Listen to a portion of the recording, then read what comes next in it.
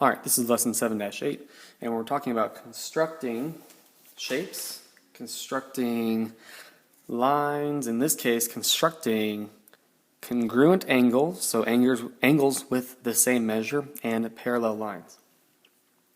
There are a couple of things I'm going to need. First of all, I'm going to need a protractor, or really, for the protractor, all we need is the straight edge of it, and I'm going to need a compass.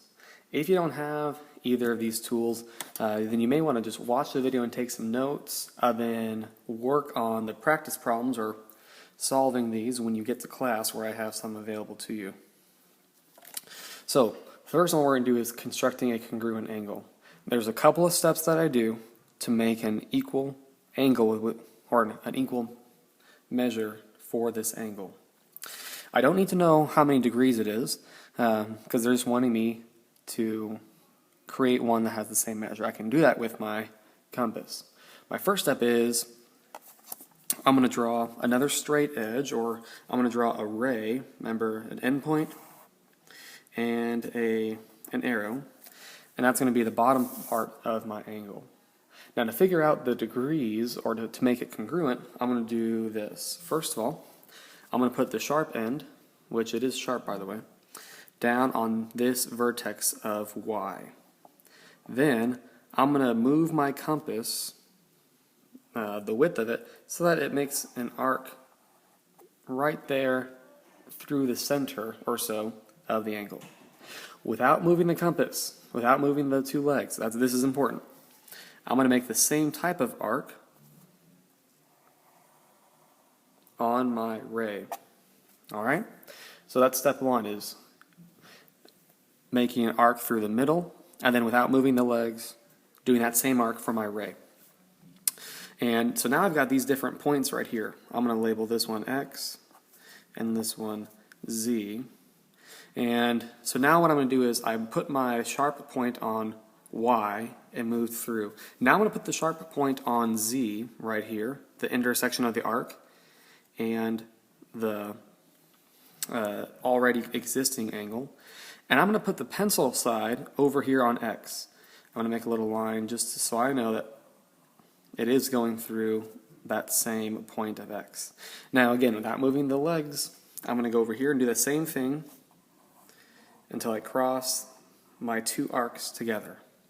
Now what I'm going to do is connect the dots.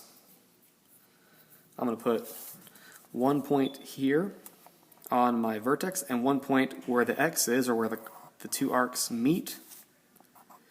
And now I can label this A, B, and C. And so you can tell that these two angles have the same measure.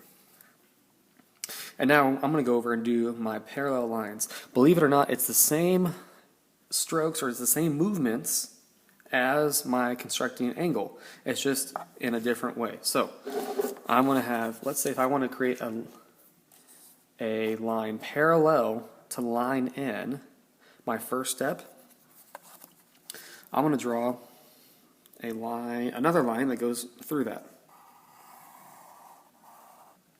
Okay? So here's a line, we'll call it M. It's going to act as a transversal. It's going to go through two parallel lines. If you notice, I've also just made N into somewhat of an angle. So the same idea. Sharp point on this end point where they meet. I'm going to move my legs until it's going to cross somewhere in the middle. Didn't get a good stroke that time, so let me try that again. Crossing there. Now I'm going to create a point down here. Put the sharp point right there. And without moving the legs, make another arc. So, where my lines meet, make an arc. And now, down here on this point, make an arc. Now, moving the legs, I'm going to call these points, let's go E, then this is F and G. So, F we already had, and this can be,